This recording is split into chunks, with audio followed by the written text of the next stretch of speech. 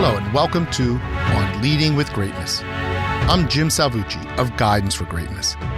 This week's installment, The Leader's Challenge, Rising from Delusion to Self-Transcendence. Let's start with The Matrix, because why not? Cypher is the character played by Joe Pantoliano in the 1999 movie The Matrix. He's the one who betrays his comrades in exchange for living out his life in comfort back in the computer simulation called The Matrix.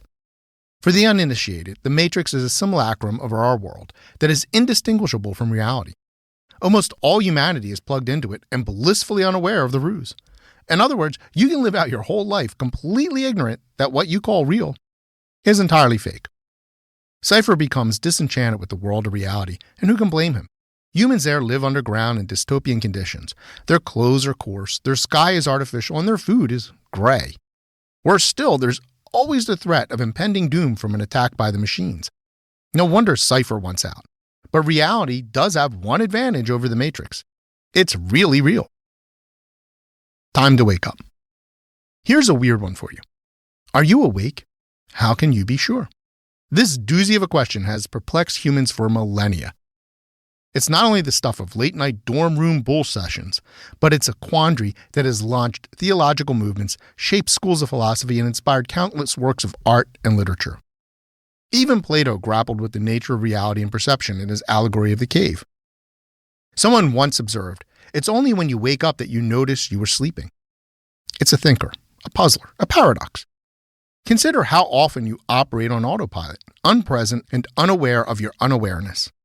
It takes an act of consciousness, triggered from the outside or from within, to realize we've been sleepwalking. But then again, if we never wake up, we don't know what we don't know. Our so-called reality might be nothing more than a dream or hallucination. Yours, mine, ours, all of ours, or some cosmic being's nap-time revelry. All this speculation on the what is reality theme boils down to one terrible, inconvenient truth.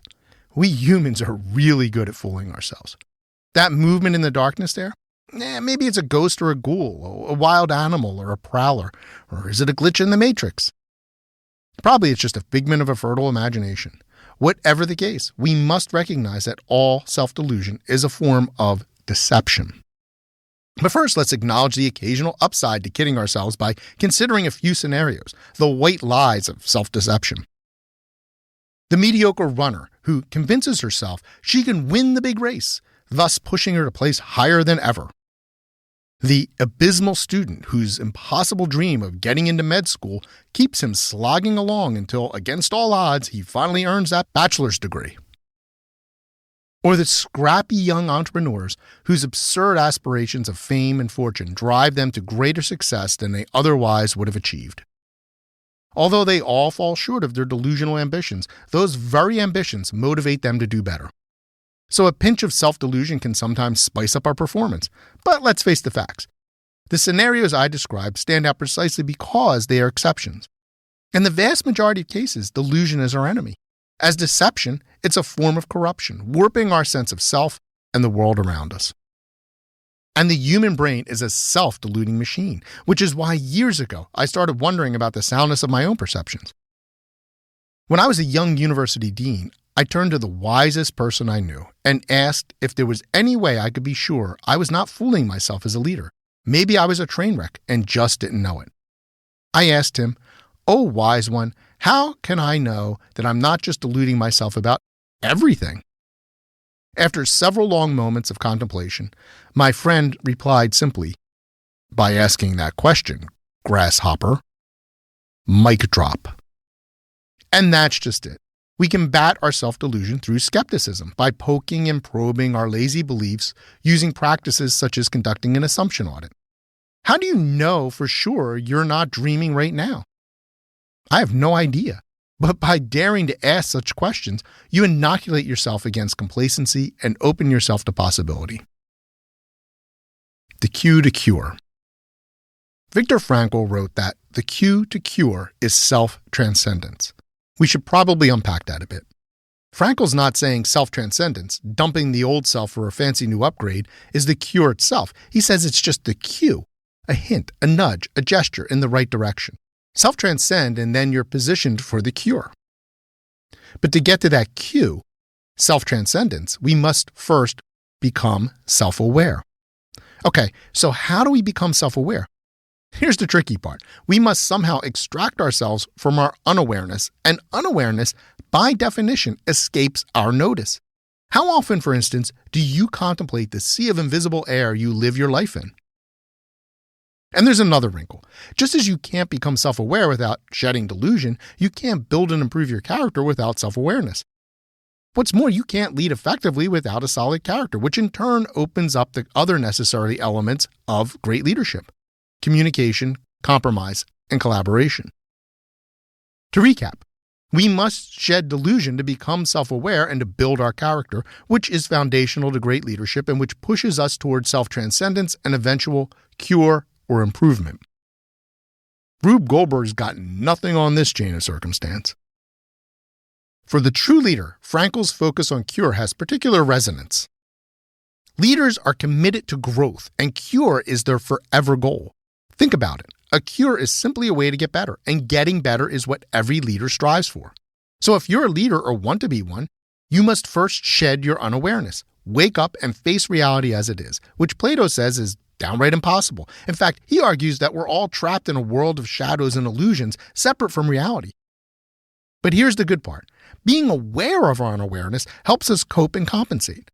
Or at the very least, it shifts our perspective in a more positive direction.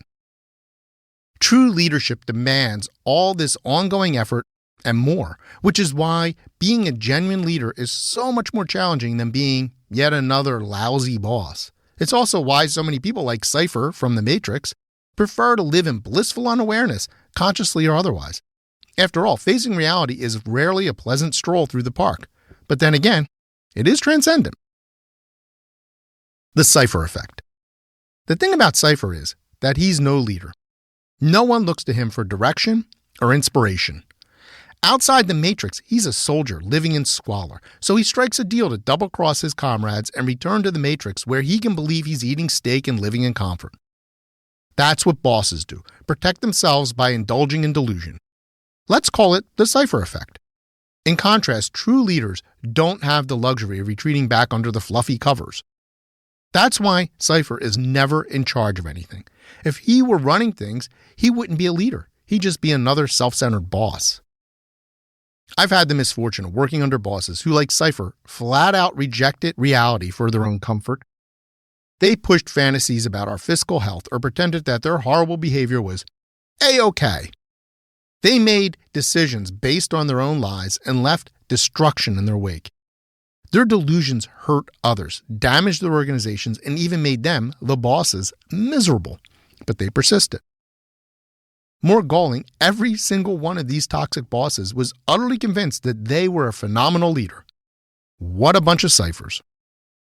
Real leaders take a radically different tack. They start with the understanding that they might very well be delusional, so they constantly question their assumptions about reality themselves.